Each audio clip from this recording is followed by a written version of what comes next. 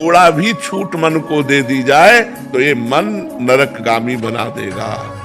बहुत चंचल मन है, इसको साधना के द्वारा और भजन के द्वारा और दूरी बना के अगर हमें सही ढंग से चलना है तो एक दूसरे की दूरी बनानी होगी। हमें पता है मैं यहाँ गिर जाऊंगा तो मुझे नहीं जाना चाहिए, मुझे दूरी बनानी चाहिए। तो ऐसे ही गृहस्थ धर्म में है कि अपनी पत्नी से केवल अपना भाव रखे। साधना के द्वारा, इसे भजन के द्वारा रोका जा सकता है, दूसरा कोई उपाय नहीं। बड़े बड़े ऋषि मुनियों को ये भ्रष्ट कर देता है मन, बड़ा चंचल है।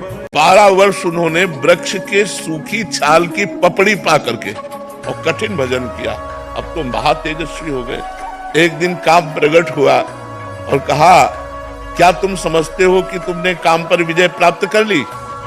तो उनका एक काम क्या, हजारों काम पर विजय प्राप्त कर चुका हूं। तो बोले, महाराज अब मैं अपने बाण संधान करता हूं और आप संभालो अपने को। तो उनका, जाओ नहीं तो मैं भस्म कर दूंगा। बोले, हाँ भस्म करने की सामर्थ्य है, लेकिन मैं जा रहा हूं और आज से हमारा बाण चालू आपके ऊपर, अब आप संभालना। इतना कह के चले गए।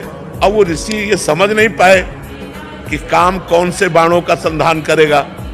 अब जहां जहां वो पपड़ी खाते थे, वृक्ष की पपड़ी, वहां वहां हलवा घी का। ऋषि ने जब देखा कि वृक्षों के जितने वृक्ष उस जंगल में, सब में हलवा लगा हुआ, तो उनका, ये मेरे तप से भयभीत होकर वृक्ष हमें लगता है कोई स्वादिष्ट पदार्थ देने लगे। अब वो खाने लगे, आशिकी हरि से लग गई। अब कुछ अच्छा नहीं। इस कुछ अच्छा ना लगने में वो सुख है जो ब्रह्म पद में सुख मिले। ब्रह्मा के पद में भी सुख नहीं है। लेकिन जो भगवान से मिलना चाहता है, उसकी केवल एक चाहत होनी चाहिए, केवल श्री भगवान।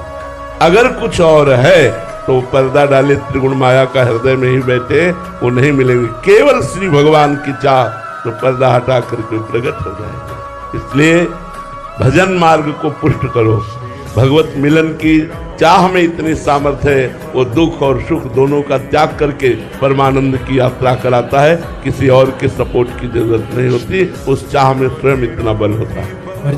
पर कलयुग में मन नहीं लगता। सबसे बड़ी समस्या ये है कि सतयुग आदि में मन बड़ा, वो इतना मन को साधे हुए लोग थे कि कहीं भी मन से भी कोई पाप ना हो जाए। और अप्सरा की केली को देखने का दंड दिया कि गला कटवा दिया। आज यहाँ क्या हालत है। भारत है ये धर्म भूमि है, ये ऋषियों की भूमि है। तो कलयुग में मन को समाहित करना बड़ा कठिन है।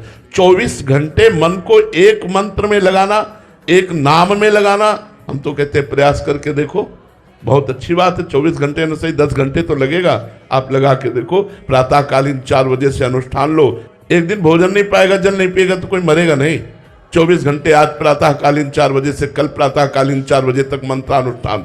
लघु शंका कराए, आचमन किया, पवित्र होकर फिर बैठ गए और जब करके देखो, आतंक मचा देगा। मन बड़ा बदमाश है, बड़ा बदमाश है।